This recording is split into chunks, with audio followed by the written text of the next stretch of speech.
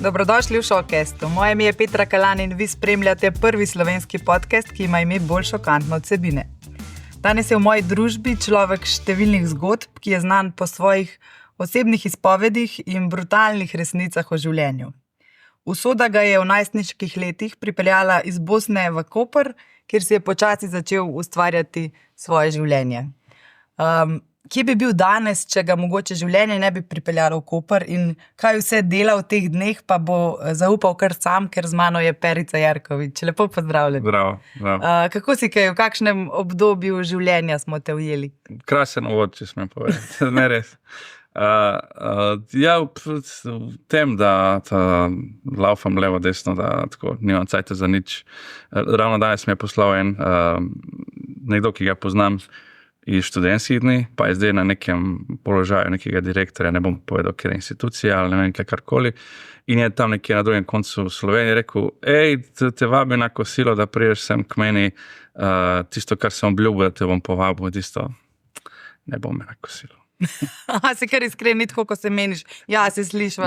Zato, ker je tisto nepojemljivo mi je v tem trenutku, da se jaz peljem na drug konec Slovenije, da se zdobim z nekom, ki bi se rad dobil na kosilu. Zato, ker pač kdo ima čas za to. Imam otroke, treba je otroci bi radi jedli prav vsak dan. In tudi, če prideš v vrtec, sem minuto čez tisto uro, ko je zadnja za pobrat, niso lih navdušeni, ki bi radi šli domov in tako. Mislim, res je vse na knap, vse je tako, pa itak nimaš samo enega projekta, jih furaš več istočasno, ne, in potem včasih si pustiš prostor vmes, pa potem nič ne pride v ta prostor, ampak včasih pa ne pustiš si prostora, pa potem kar neka ponudba pride, pa tisto, zakaj nisem pustil neke prostora, ne. Tako da v tem nekem momentu, boj med tem zunanjim svetom in tem, da družina še vedno deluje, pa da nismo cel cajt pokregani, pa da se pogovarjamo. Da funkcionirate, ne? Ja. Zdaj, k projektom družini, kot sem, se bova seveda še vrnila. Najprej me pa zanima tukaj en kupček stvari, ki si jih prenesel. Začnemo od spodaj gore, od zgoraj dol. Po želji. Ajde, greva od zgoraj dol. Torej, to sta v bistvu dve zadevi, ampak je recimo, da je ena. Ne? Torej, to lahko bi rekli obvezna oprema za stand-up komika, čeprav niti ni. Marsikdaj, ko te ljudje najemajo za nek nastop, ki je zasebne narave, rečejo, a imaš svoje ozvočenje? In tako, noben komik nima svojega ozvočenja. Mi nismo bendi, pa še bendi nimajo nekateri svojega ozvočenja, nekateri imajo, ampak komiki absolutno nimajo svojega ozvočenja. In tako, kaj pa mikrofon, tako, v 21 letih ukvarjam stand-up komedijo, mislim, da sem 4krat rabil mikrofon svoj. Ker ponovadi je tam nekje v gledališču, v teatru, v kulturnem domu, ali pa ko priješ na neko privatko, vedno nek DJ, vedno neki, ali pa band pred tavo, potem imajo 6 mikrofonov, kaj jih stane, da tenga za tiste povrce, ko boš ti kot komik nastopu. Tako da neke potrebe po mikrofonu ni načeloma, ampak je pa fajn za to enkrat na 10 let. Da ga imaš. Ja, ne, kupil sem ga, da sem ga kupil lani. Torej, po 20 letih ukvarjam se, lani sem ga kupil in sem kupil zelo nekih basic, ne, še cena je gorila 109 €, vidiš to. To pomeni, da je res poceni, ne. Ker Tadej Toš, recimo, si je nabavil tisti svoj značilni mikrofon, tak kvadraten, tak ogromen. Mislim, da je tisti mikrofon stane €1,5, nekaj tako. Wow.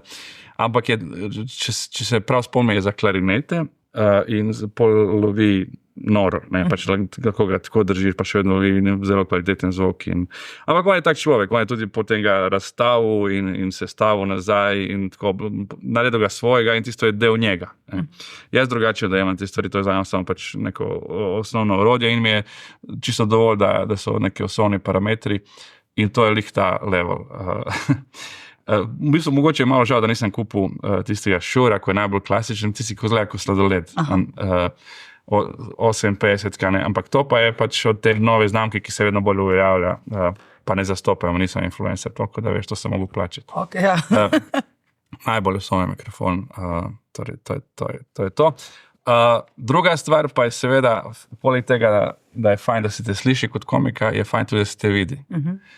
In marsikdaj te spet povabijo na zasebnih dogodkih, je vedno bolj borba, vedno bolj je treba razlagati, pa dopovedovati, pa to ni v redu, da je tako, pa tisti stoli so obrnjeni na robe, tisto ljudje bi mogli biti bližje in tako. No, ena od teh je, da rečeš, a bo osvetlitev, in oni rečejo, ja, bo, in potem priješ tja in je pač neka stropna lučka, ambientalna, ne, tako kot tole tukaj, recimo, ne. In potem ti tako, ne, mi rabimo frontalno osvetlitev obraza. Zdaj ljudje ne vidijo tukaj, ampak poleg te kluči je še 1, 2, 3, 4, 5, 6, skoraj 7 kluči fotografskih. In potem, če ni tega, je fajn, da imaš nekaj zasilnega. Zdaj najbolj zasilno je tisti zidarski, jaz rečem zidarski, tisti najbolj, gradbeni je dejansko, tisti reflektor, ko ga daš tako nekaj na tla, pa potem ometaš steno. Ne? No, ampak tisti tudi je boljše kot nič, ko si v pol temi ali pa temi. Tole pa recimo, da je 1 stopničko boljše, to se dobi, ne vem, na AliExpressu, na Temuju, kjerkoli, za nekih, ne vem, med 50 in 100 evrov. In je znamka je Yongnuo in ima pač loputek, lahko usmeriš, da nasvetljuje celotnega prostora, ne, in ima seveda možnost, da sploh ni treba na elektriko, lahko dodatno kupimo baterijo, ne, in potem to zdrži tudi, ne vem, 2 uri, 3 mogoče, če ne, pa ima tudi za te navadne baterije noter in čisto v redu deluje. In služi svojemu namenu. Tako je dovolj, ni neka huda osvetlitev, ampak je dovolj, da priješ do izraza, ker manj, ko si osvetljen, manj pomemben si, tako je, ne. Zato se tukaj vsi dobro osvetljeni. A dela s tem? Evo. Celo ima za regulacijo, lahko nastavljaš moč, ne pa vse. Pa. Za to ceno je, meni se zdi to noro, dobra stvar. No. Sorry, ti svetim obraz. Zdaj sem še bolj pomembna, ne? Dvojna osvetlitev. To je ta tehnični del, ne? Ampak ti nič ne pomaga, če ni vsebine. Pa marsikdaj vsebina trpi, če tehnični del ni, čisto vsaj te osnovne izhodiščne pogoje. In to konstantno smo v situaciji, da moramo ljudem dopovedovati, da ni vseeno. Mi smo fajn družba, pridi, super bo. Lahko ste fajn družba, ampak če se mene ne vidi in ne sliši, pač ne bo dober nastop. Isto tako ne bo dober nastop, če vi sedite predaleč. Jaz sem rabo vrsto let, da sem ugotovil, da sploh recimo decembra, ko nastopamo za podjetja, tako je največ tega, ne. Marsikdaj je tisti prazen prostor pred odrom, ko je plesišče. Ne? Pa tako, prvo, to je proizvodno podjetje, moški so nobene bo ples. Brez vede ste dali, nobene bo plesa, ne vem, kaj ste razmišljali. Drugo, točno tukaj bi mi mogli sedeti, pa ni nobenega. In zdaj ste vi tamle v krog in jaz vas nagovarjam tako, kot da bi imel nek megafon in tako. Torej, že v štartu zgrešeno, pa se ne zavedajo, koliko je to slabo vpliva na uspešnost nastopa.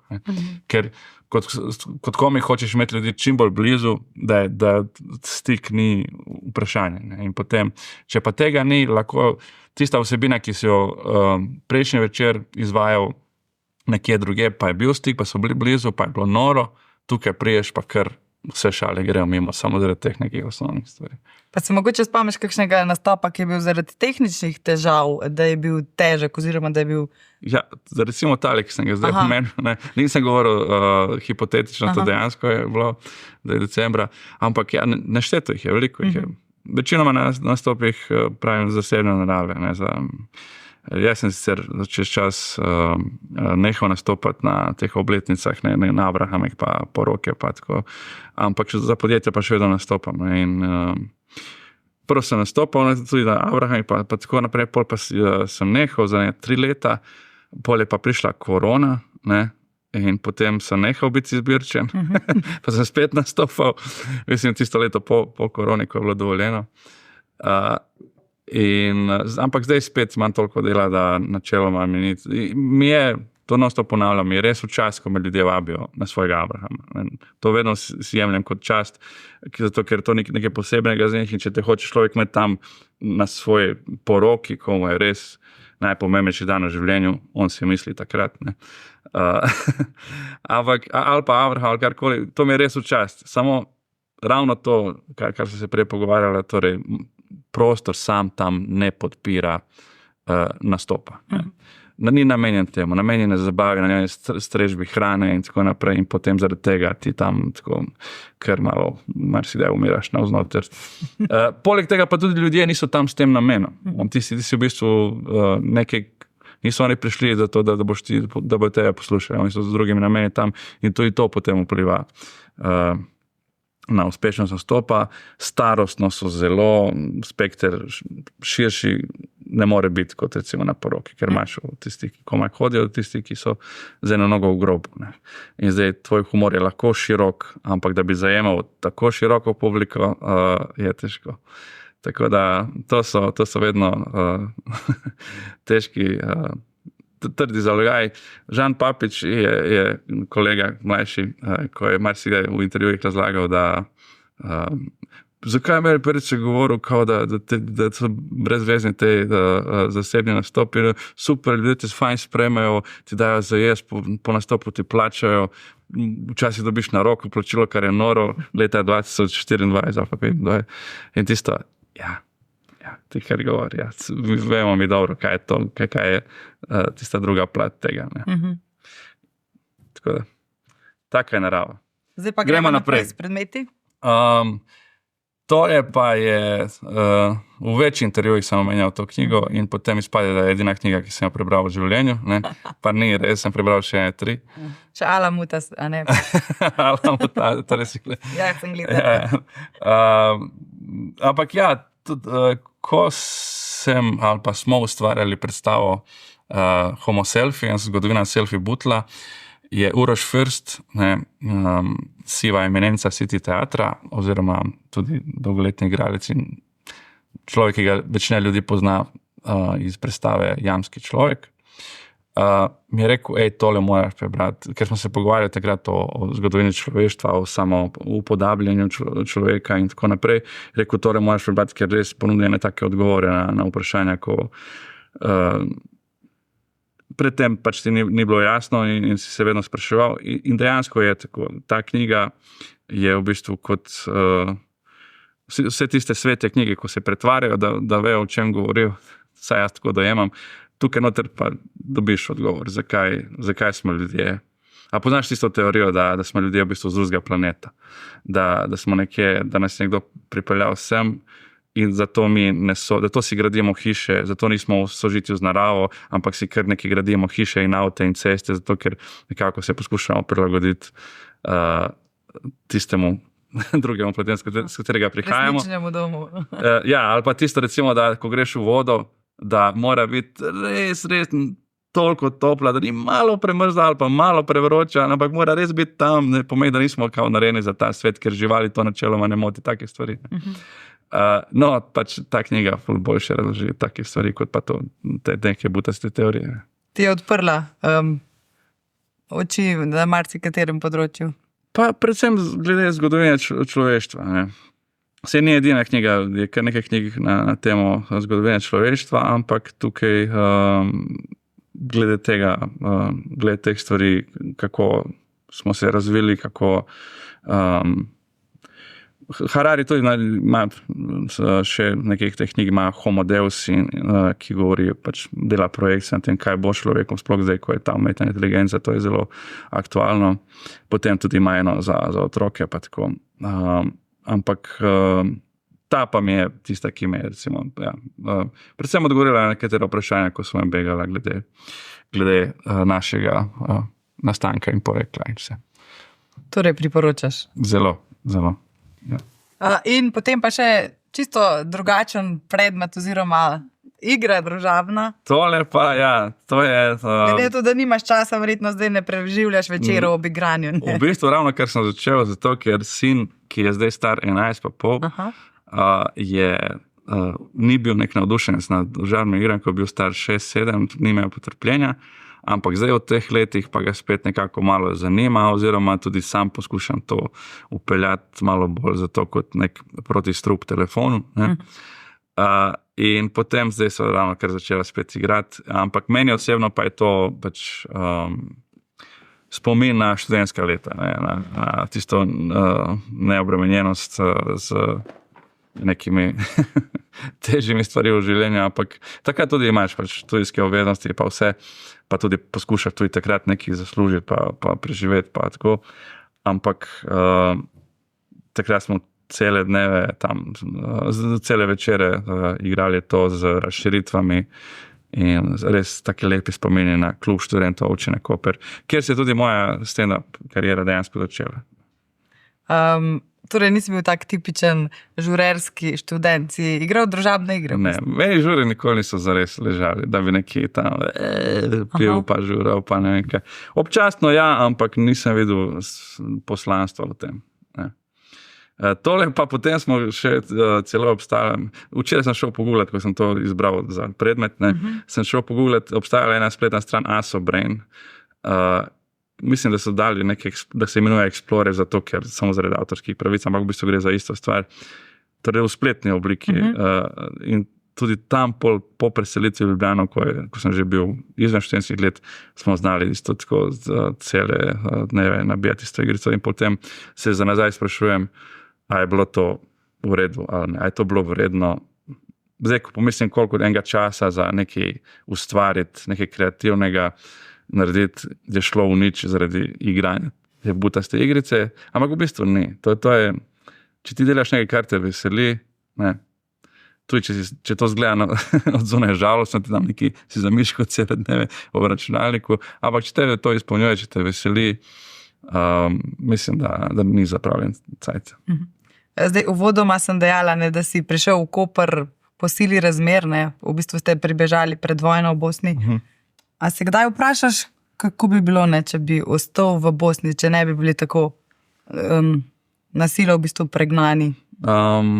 Sem se vprašal to, pa v bistvu ne vem, težko naredim projekcijo. Misliš, da bi te zapeljalo v ta stand-up pa v komedijo, a tam sploh ne bi bilo opcije? Težko si, v bistvu težje bi bilo vsekakor. Zdaj govorimo, če vojne ne bi bilo. To je še težje, ne, zato ker ne vemo, kaj bi bilo z Bosno in Hercegovino ekonomsko, če vojne ne bi bilo. Ker Bosna in Hercegovina je država, ki je obtičala v nekih groznih razmerah. Dejtonski sporazum je bil samo pač konec klanja, ne. Ampak da je to neka super rešitev za nadaljevanje življenja, se je izkazalo, da ne, da je v bistvu grozna rešitev, zato ker je narod v neki pad poziciji, ko so prisiljeni živeti skupaj, pa niso skupaj in je v bistvu neka taka brezperspektivnost, ne, pa ogromno korupcije in tako naprej. Ampak če pa vojne ne bi bilo, kako bi potem v tem primeru izgledala ta pot moja tam, zelo težko si predstavljam, ne.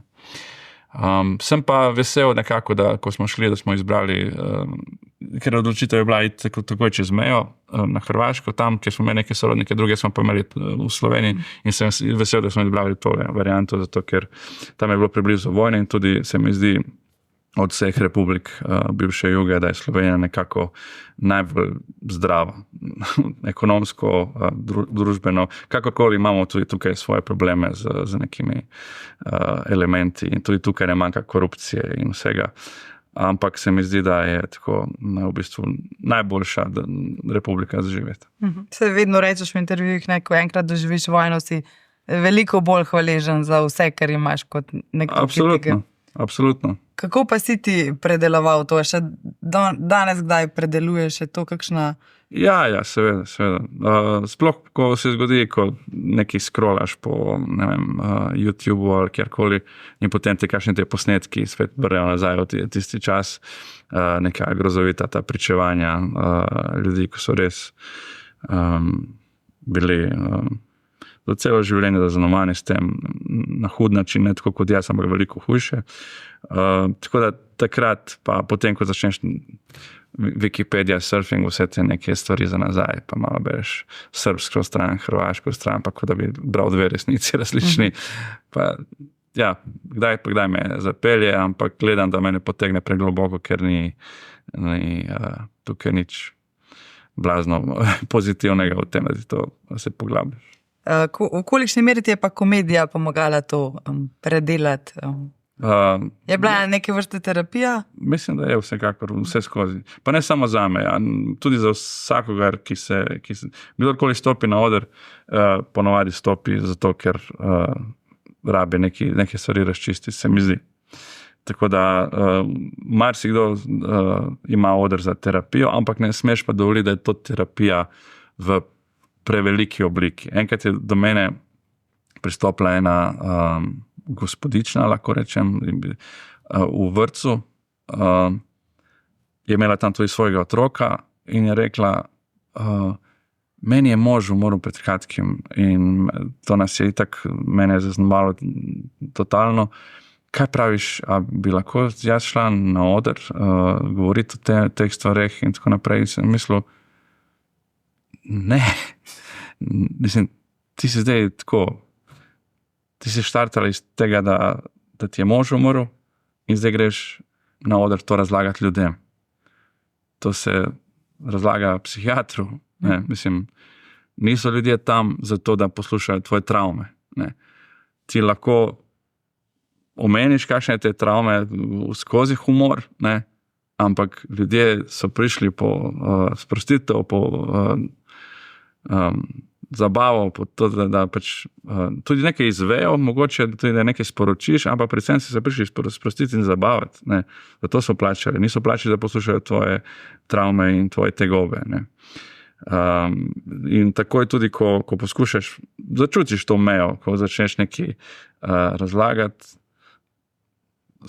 fora, potem poveš nekaj tehnega, tako bum, pade dol. Prav čutiš, kot da nekaj je padlo na publiko in se predtem se smejali, zdaj pa se kar mrli. Ne. Tako da zelo s tem ni tako preprosto se ukvarjati znotraj samega nastopa, kdaj umestiti kaj bolj tragičnega, tehnega. Včasih tudi, ko začneš samo malo bolj razlagati, nekem že izgubiš publiko. Ne. Kje smo Slovenci najbolj občutljivi? Kje čutiš ta padec? Da je mogoče, da začutiš, da hodiš po meji. Katere teme so take? Si kdaj to začutil? Pa ni, ko bi rekel, ni nekih tabu tem, da bi bile prepovedane kot tema, ampak pravim, predvsem je ločnica ta, da je v stand-up komediji je imperativ smeha. Ti moraš nasmejati ljudi. Zato so ljudje tam in jih moraš nasmejati čim več, čim bolj pogosto znotraj nekega krajšega časovnega obdobja. In ko začneš delati odklone od tega, da se temu rečeš, zdaj pa ne bom, zdaj pa bom vseeno hotel nekaj povedati, kaj jaz mislim o tem pa tem družbenem pojavu, tam pa začneš izgubljati ljudi. Ali pa rečeš, zdaj bom pa nekaj lepega povedal, zdaj bom pa pač sentimentalen. Vse se začne sesuvati. Zato, ker ljudje so tam z drugim razlogom. Ne. Če bi rad razlagal te stvari in bil samo mestoma smešen občasno, pol pa pejdi na literarni večer. Ne. Tukaj smo zato, da nas nasmejiš. Tako da, tu je to. Ni toliko občutka, da bi zdaj nekatere teme bile prepovedane. Kdaj pa ga začutiš? Ne vem, poveš z eno politično opcijo nekaj in potem tukaj smo pa za te pa te. In ti so, ja, razumem, v redu. Potem politika mogoče zna biti. Pa seveda, politika pa vera, tisto, kar nas zelo opredeljuje. Ne. Tukaj, pa tudi, ko te povabijo na kakšne zasebne, pa rečejo samo brez teh nekih verskih, pa političnih, pa če ni preveč eksplicitno seksualno ali pa če ni preveč vulgarnosti, ker to dvoje ni isto. Ne? Če si vulgaren, nekdo kletvice doživlja kot vulgarnost. Ne? Zame kletvice niso nujno vulgarne. Ne? Zame je tudi obnašanje včasih bolj vulgarno kot kletvice. Ne? Lahko nekdo ne uporabi nobene kletvice, pa je že v obnašanju zelo vulgaren. Ne? Po drugi strani pa marsikera kletvica mi je simpatična. Ne, tako da, ampak za nekoga že to, da karkoli pač takega poveš, je tako. To so tiste stvari, ko bi lahko mogoče rekli, da je tabu. Torej, vulgarnost, eksplicitnost, vera pa politika. Zdaj ta čut za komedijo imaš verjetno že od malih nog, ne? Kdaj si začutil, da znaš ljudi nasmejati, da znaš biti smešen? Pa nikoli se nisem dojemal kot zabavljač, ne, jaz sem bolj bil introvertiran, ampak čez čas sem videl, da če jaz nekaj natuhtam neko stvar, pa jo prezentiram na pravi način, potem znam nasmejati. Ali pa da, ne vem, tiste neke tišine butnem z neko foro in potem so vsi, kaj je rekel, ne? V tem smislu na ta način. Ne pa tisti, ki bi non-stop neki zabaval, ki bi bil ekstrovertiran, pa non-stop neki zganjal, pa to, pa ono, ta šaljivec.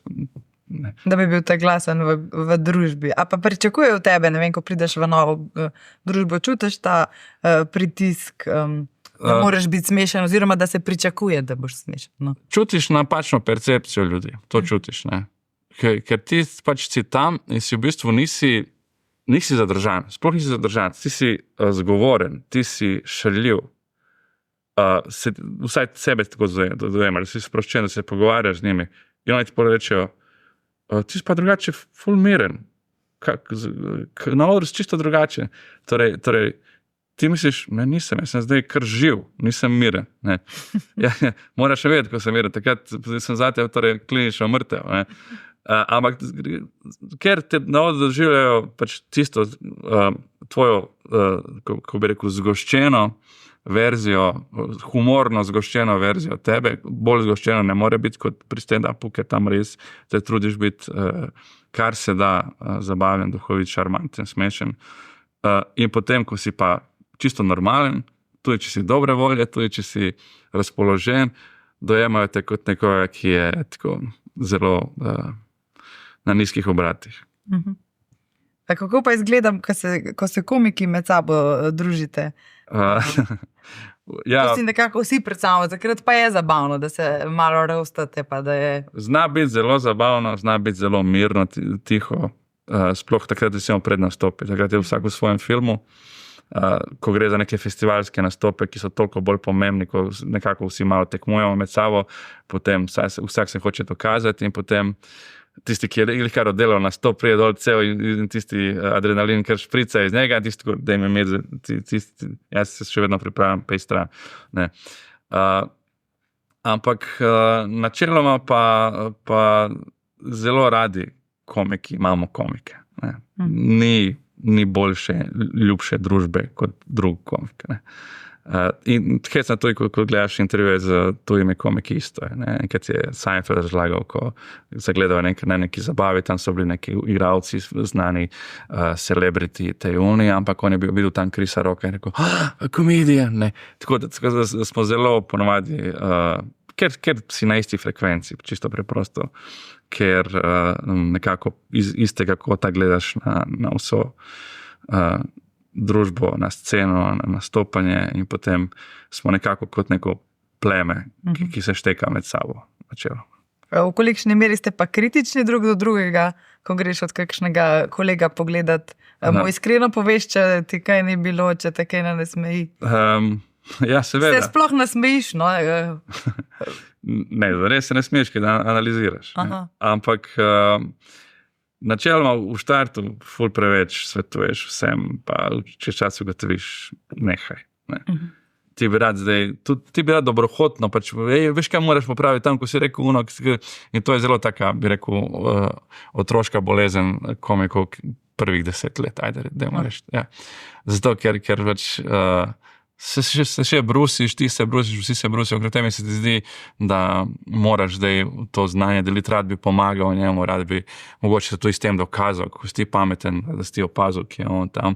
Ampak načeloma komik ti bi ti rad pomagal s tem na sveti. Samo čez čas ugotoviš pa, da vse, kar komik rabi vedeti, izve od publike.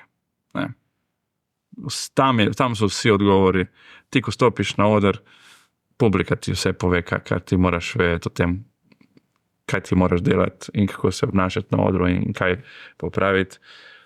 Edino, kar je fajno, ko dobiš od kolega komika, da ti navrže neko foro. Ti imaš že narejen nek sklop, par nekih for iz nakupu in on ti še reče, evo, to To še povem ti tako, hvala. Da dodelamo. Čisto en punchline, da ti doda. Recimo, jaz sem imel en čas zgodbo o Rusiji, o zgodovini Rusije, o Rusih neki ekstremi, pač v zgodovini Rusije in se razlagal o tem paru, ki sta imela 69 otrok, kar je Guinnessov rekord. Pustimo fakte, ampak pač malo posplošiš in tako malo generalno govoriš o tem. In se razlagal, ko njena soseda od te ženske, da ima pa samo, 14, luzerka, ne. In potem Peđa, kolega iz Hrvaške, je rekel, ko rečeš luzerka, naredi tako, ker je cirilica, ne. In pol sem prvo tako in pol tako in je bilo tako, zdaj se smejijo in potem, ne, cirilica, luzerka in tako, in pol sem hvaležen večno za neko malenko, kot ti dodal, ko njega nič ne stane, ampak je dobra fora, dobra nadgradnja. Kaj pa se zgodi, ko ni tega odziva? Verjetno si že doživel. Ko misliš, da imaš res dober material, da je vse tako, kot mora biti in je tišina. Recimo 2 dni nazaj. Res? Ja, seveda. Pa še vedno zaboli to, tudi po 20 letih ta tišina. Absolutno, ker ti bi rad dostavil smeh. Ljudje so te plačali ali z vstopnicami ali s honorarjem so te plačali, da ti to dostaviš in zdaj ti nisi tega dostavil. Ne. Ampak nič, pač potrudiš se po najboljših močeh. Isto je kot pri športu. Torej, edino, kar ti lahko narediš, je, da daš vse od sebe. In če daš vse od sebe, potem moraš dati vse od sebe, da si ne bi očital. Ne? In se potrudiš po najboljših močeh in če ni šlo, pač najboljše zdravilo za tvojo psiho v tem primeru je čim prejšnji naslednji nastop. Da potem to potisnem naprej in tako naprej. Ker če luknja vmes, če imaš 3-4 dni fraje, potem dobivaš te prebliske, kako je bilo bedno, potem se niso smejali, pa v tem oni tipi, ker ustal se in šel, pa tako, ker ne. Ja. Tako da ja. A si kdaj tako v publiki izbereš koga, ki izgleda, večkrat so mi komiki to tukaj rekli, koga, ki izgleda še posebej izziv za nasmejati in potem je v bistvu cel ta nastop tvoj izziv, da boš tega človeka spravil v nek smeh? Ne. Če kdo tako že je z mimiko zadržan in da se ti zdi, da je trd oreh za nasmejati? Ne, mislim, ne delam tega. Ne. Vem, o čem govoriš, sem se srečal večkrat s tem fenomenom, ampak sem se nehal obremenjati s temi posamezniki v publiki, ki pač se nočejo lih smejati. Prav, stari ne rabiš.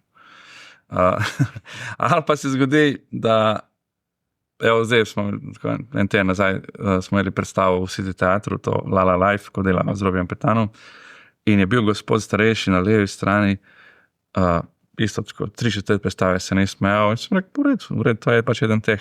Ne. In pol nekem trenutku na neko foro, pa se ful na glas, pravno se smeja. Pa ne vem, če se še kasneje kaj zabava ali ne, njega je tista zadela, ne vem. V redu, on je pa dobil eno foro, ko mu všeč. Ne moreš se. Ali pa včasih ugotoviš, da je nekdo ti vcaj tam tako te gleda in tako smo prav jezenje name, ali kaj je zdaj to.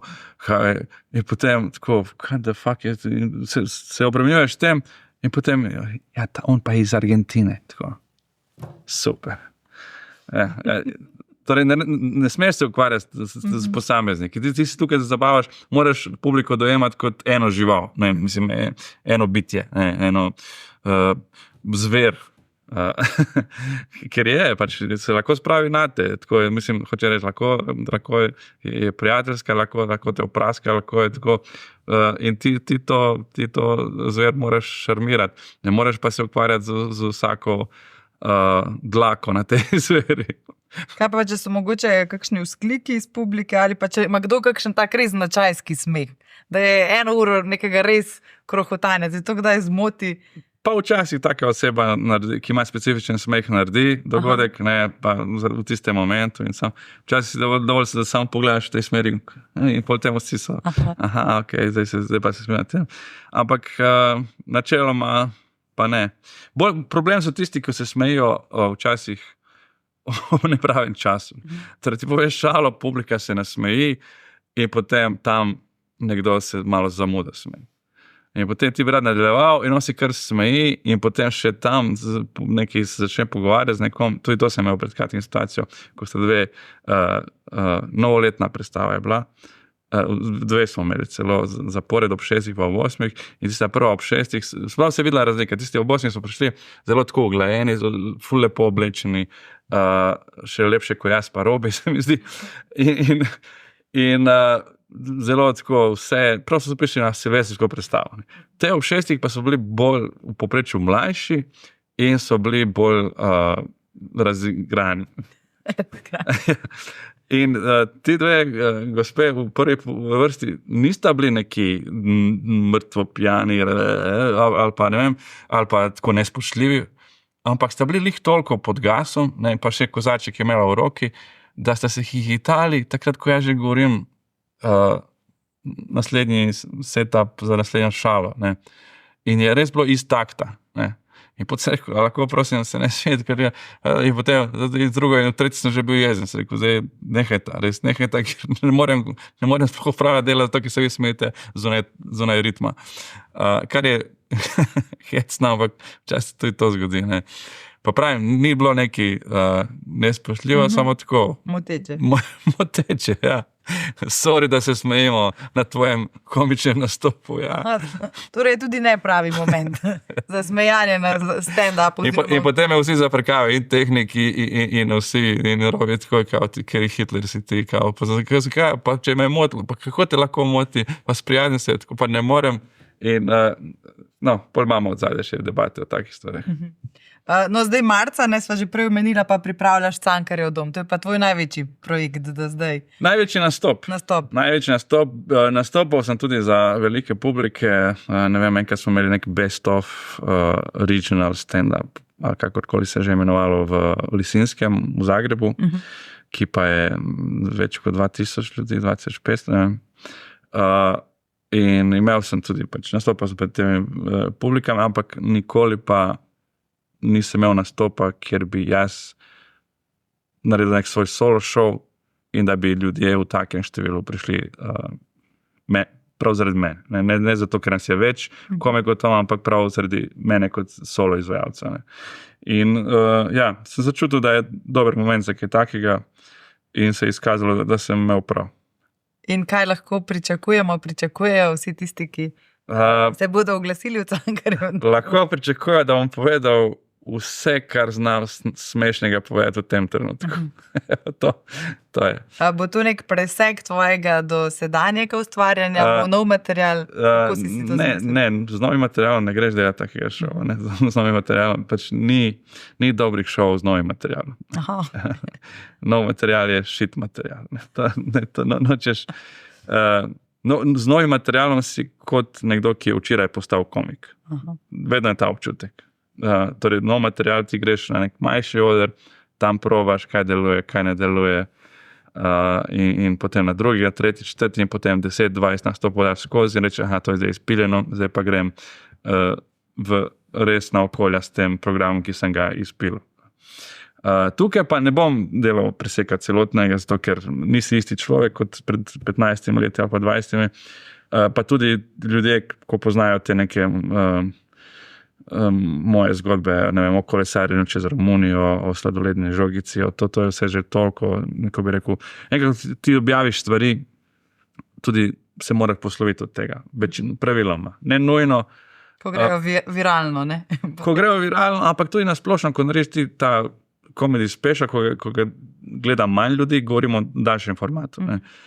Ko ga daš na TV in potem konča na YouTubeu ali kjerkoli, in to si ogleda, ne vem, 300, 400, 500, 600 tisoč ogledov ima, to ni toliko ljudi, ker eni pogleda 3 sekunde, pa se šteje kot ogleda, ampak vseeno, na nek način se moraš posloviti od tega in potem skladno s tem bom izvajal stvari, 90% stvari, ki jih nikoli nisem objavil v video obliki. Torej, govorimo o zadnjih 5-6 let mojega ustvarjanja. Plus še en kos, ki sem ga objavil, samo zato, ker mi paše tematsko 5-6 minut. Ampak ja, vse torej, tiste zadeve, ki jih nisem objavil pred tem. Pa boš sam na odru? Se obetajo kakšne gosti? Je to presenečenje? No, lahko zaupam, imam enega samega gosta presenečenja, ampak ne bom povedal, kdo je. En gost je. Ja. En krajši, tak, neka stvar, ki mene zabava, čisto tako iz konceptualnega vidika. Obenem pa pač res presenečenje. No. Kako potekajo zdaj priprave? Si ti sam svoj mojster, si za vse sam, koliko imaš pomoči pri tem? Ne, angažiral sem prijatelja, Mateja Vanza, ki ima agencijo Spontanzo in se ukvarja z organizacijo dogodkov. Predtem je delal samo športne dogodke, zdaj delajo vse sorte dogodke. Tudi menedžira, pač dela za Joker Out in tako naprej. Navdušil me je z tem, kako je organiziral poslovilno tekmo Gorana Dragića. Tam pa sem res bil navdušen nad tem, kako je to vse skupaj izpadlo, da cele Stožice. Res je bil lep moment. Jaz kot nekdo, ki res tako obožuje košarko in gleda vse te neke osebe iz sveta košarke, iz NBA in tam potem vidiš v publiki Kevina McHale'a, človek, ki je toliko že v letih, da komaj stoji in je pripotoval iz Amerike zaradi Gorana in tam gleda in celo tekmo je emotivno involviran. Dejansko se zabava, se smeji tam, gleda in tako naprej. In potem tudi ta nek družinski moment, ko se je igrala z Okijem 1-1, potem mama tam drži rezultat, pa foter, sodnik. Otroci, ne? Meni je bilo to, res mi je bilo čudovito, kako je naredil. Poleg tega pa je res tak človek, ki je zanesljiv. In tudi sva igrala nekih 3-4 leta rekreativno košarko skupaj in se poznava že 10 let. No, njega sem angažiral za pomoč, tako da nisem čisto sam v tem. In ja, smo ekipa. To je še video fantje, pa PR-ovec, pa nasledniki. Nisem se, čeprav sem bil v bistvu res presenečen in ganjen nad tem, da se 500 kart prodalo brez, da bi vložil cent v kakšnokoli promocijo. To pomeni, da so to tisti ljudje, ki so te karte kupili čisto iz podpore. Tisti fani. Ne vem, zakaj so kupili, ker poznajo moje fore na pamet mnoge, ampak res sem bil ganjen, nisem pričakoval tega. Ne. In potem, če se to, po 2-3 tednih je bilo tisto, ki je ta dvorana se bo kar samo od sebe nafilala, pa smo pa odprli še en termin in tudi tukaj je že 600 kart prodanih, tako da res tako. Veliko manj se matramo za promocijo tega projekta, ko se mi se bom. Zdaj 2 predstave v enem dnevu, ne? Ja, Katera bo boljša? Ne vem, ne bomo videli. To je tudi stvar publike. Ljudje mislijo, da je to samo stvar komika. Res ni samo stvar komika. To se včasih res drži za glavo, kako je lahko noč in dan razlika, ena predstava pa druga. Sploh, ko imaš te blok predstave, ob 6 pa ob 8, včasih ena boljša, prva boljša, druga slabša, včasih tako. Pa ista energija, isto vse. Jaz bom predvsem gledal, da se vmes dovolj spočijem za drugo, ker prvo 1,5 in potem še 1,5. To ni faktor pri 30 letih, ko si star 30, ampak ko si star 46, to je že faktor. Tako da sem predvsem gledal, da se dovolj spočijem vmes za drugo. Kako si s tem počitkom? Vem, da si imel težave v preteklosti, da si se preveč obremenil. Ja. Se naučil zdaj kaj iz Ja, tega? seveda. Pač imaš svoje meje, poštevaj jih. To je to. Dober nasvet za vse. Ja. Nič, počasi sva prišla do konca najnega. Se mi je zdelo, da bo pohitro. Mislim, za me, zato ker blevetam, ampak za publiko vprašanje. Zdaj, jaz za konec pripravim 3 časopisne naslove, Okay. ki so plod moje domišljije, pa potem z gostom pokomentirava, če bomo to kdaj brali. Prvi je takšen. Perica Jerkovič izdal knjigo, ki vas bo presenetila. Zasledila sem, da nekaj pišeš, da nekaj ustvarjaš, da imaš neko željo, da bi mogoče kdaj kaj izdal. Je možno, da bomo kdaj to prebrali? Ja, jaz upam, da v tem letu, ampak imam več idej za zapisati neke knjige.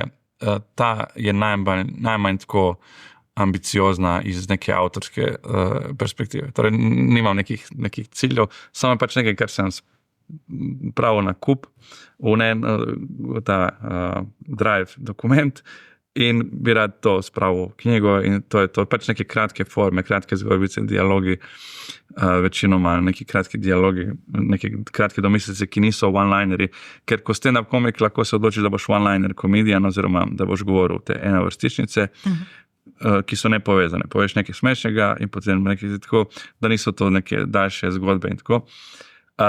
Nekatere te domislice preprosto niso za oder, vsaj ne v formatu stand-up komedije, so malo bolj podobne aforizmom in so boljše za pisno obliko. Tako da tudi to sem spravil nekako not in iz vsega tega mislim narediti neko pač knjigo, ki je zbirka teh nekih krajših form, ki so bolj za napisati kot pa zdaj nič ne govorim vsebinsko, sorry, ampak se govorim o formatu.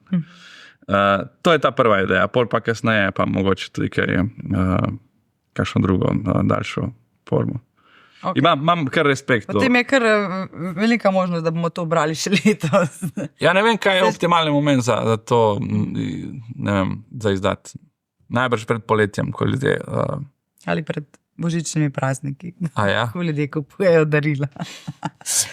Potem drugi naslov je takšen. Slovenski komik napisal scenarij za filmsko uspešnico. Bi šel tako po poti, ne vem, Tin Vodopivec je eden redkih, ki se je lotil takega podviga.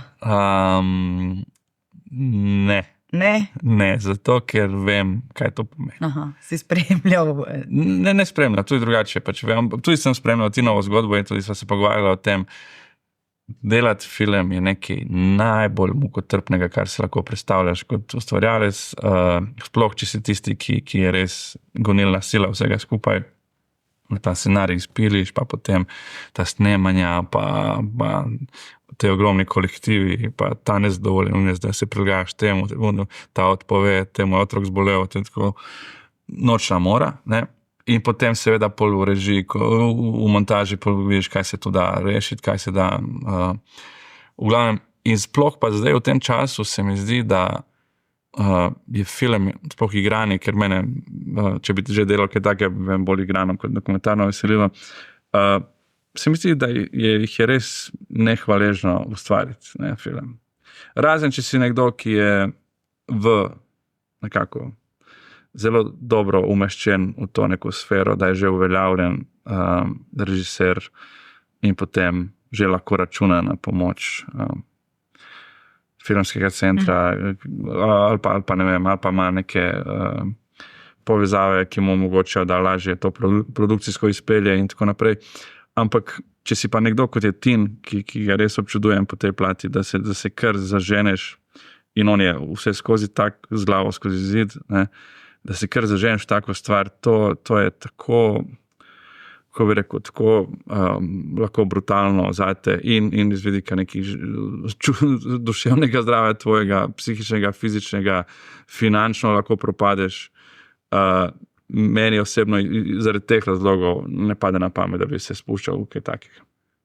Dobro. Pa bi rad. To odpade. Ja, pa bi rad, drugače pa rad imam film in v neki moji glavi sem nekje, v nekem paralelnem življenju sem režiser tudi, ampak ne, sem preveč preudaren, da bi šel kaj tako. Ok, potem pa še ta tretji naslov, to je skriti talent Perice Jerkovića, za katerega niste vedeli.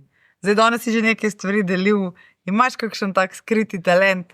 Ali pa mogoče, če ne bi bil komik, če se ne bi ukvarjal s komedijo, kje bi te našli?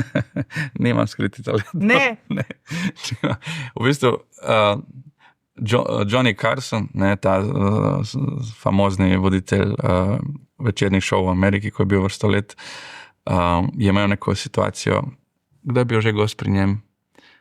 Steve Martin je bil gost pri njem in Steve Martin razlaga, da nekaj so se hecali in tako kao, now the commercial break, in so šli v reklame in predtem je voditelj, ta Johnny Carson, nekaj oponašal, nek lik iz risanke in on je bil presenečen, zdaj pa ono ponašal lik iz risanke ali karkoli, in potem, ko so šli na reklame, se je obrnil proti njemu, takrat mlademu komiku Steve Martin rekel, you'll use everything you ever knew. Torej, ko ti greš v show business, vse, kar kar si kdajkoli nekaj približno zanimivega, zabavnega vedel, znal, boš nuca preko svoje. Vsak talent prav pride. Si ga že... Tako. Zdaj smo, recimo, ko smo delali predstavo Slovenci in pol nekaj smo tam snemali in zdaj jaz moram nekaj povedati v kamero in narediti nekaj, da bo zabavno in bolj sem naredil tisto finto, ko se tako... A veš, kaj mislim? Karkoli pač, da je... Ne. Samo to bi jaz mogel narediti, to kamero pa je boljše. Ne ponovi, da. Ampak ja, načeloma vse talente, ki jih imaš, uporabiš. Tako da ni več skritih talentov. Risal sem, v srednji šoli sem risal portrete, ampak nikoli pa to ni bilo na nekem zavedljivem nivoju. Ne. Jaz sem bolj izhajal iz stripov, ker sem bral stripe in potem sem risal na tak stripovski način. Nikoli nisem zares ovladal te chiaroscuro tehnike, ne. Ampak sem pa rad zelo risal, pa recimo, da je to nekaj, kar to nekaj me reče. Če bi probal buditi po vseh teh letih, bi najbrž nekaj, ampak ni za se hvaliti. No. Še hitro vprašanje za konec. Otroka kažeta kaj smisla za humor po očetu? Te kaj zabavata? Absolutno. Oba me zelo zabavata, vsak na svoj način. Zaenkrat je videti, da hčerkica, ki je zdaj stara 3, ima več tega nekega prav tistega... Občutka za... Ne občutka, prav ekstrovertiranost. Aha. Poje, pleše, vzame tisti mikrofon od PlayStationa, pa kar la, pa vse to, pa še prikloni, pa vse to. Sin tega ni delal. On je bolj usmerjen v to, da bo naslednji Cristiano Ronaldo, ali karkoli že. Tudi pač igrice, telefoni, digitalni svet ga vleče. Ampak da bi pa kazal prav željo po nastopanju ali pa kaj takega. Zanima ga vsake toliko me povpraša, čisto tako se mi zdi iz radovednosti, ampak da bi on, medtem pa malo pa vidiš, da je to nekako prirojeno, ampak ne na način, kot je, jaz sem postal ekstrovertiran šele ob koncu srednje šole, do določene mere. Še vedno se ne dojemam kot ekstrovert. Ona pa že v štartu se mi zdi, da je taka, da je hvala, pogrej me. Da rada nastop. Bi jo podprl, če bi se odločila za svet stand-up komedije? Absolutno. In absolutno žensk manjka v stand-up komediji in če se pojavi kakšna oseba ženskega spola, je vedno dobrodošlo, ker je preveč moške perspektive v vseh teh monologih. Samo moški razlagamo svoje neke resnice. Ne? Tako da zelo se veselimo vsake ženske, ki se ukvarja s stand-up komedijo, ampak njo bi pa lahko še podprl na več načinov, torej lahko bi jo podprl z konkretnimi nasveti in tako naprej. Ampak mislim, da bo bolj to nek tipično ples, pa petje, pa bolj to. Pa tudi tiste, zanimivo je, ko gre za ženske v komediji, tudi tiste, ki so se spustile not in so bile zares dobre, tako, marsikatera s časoma neha. Ker je očitno so določene stvari znotraj tega poklica toliko nekako neprijazen do ženske, zato ker je to moški šport, ali kakorkoli bi rekel. Ampak pravim, zdaj, ko to govorim, recimo imam v glavi hrvaško kolegico Andrejo Andraši, ki je bila za moje pojme fenomenalna stand-up komičarka in potem čez čas je postala influencerka, s tem se ukvarja in kolumne pisala in tako naprej, ampak stand-up je čisto tako, pustila pa je bila res dobra v tem. Ne. Tako da je zanimivo to, da tudi če se ženska spusti v to in je dobra v tem, vseeno nekako druge strani, ali pa materinstvo, pa vse to, ker materinstvo težko gre z nastopanjem ob 11 nekje tam na drugem koncu države. Ne. Čisto tehnične zadeve tu. Ja. Nič, Perica, najlepša hvala, da si prišel, želim ti vse dobro. Upam, da se vidiva, ko boš izdal knjigo, ne? Enako. Hvala za povabilo, ja. Knjigico, to bo taka knjigica. No, knjigico, v redu, te držim za besedo. Hvala lepa. To je bil Showcast, hvala, da ste bili z nami.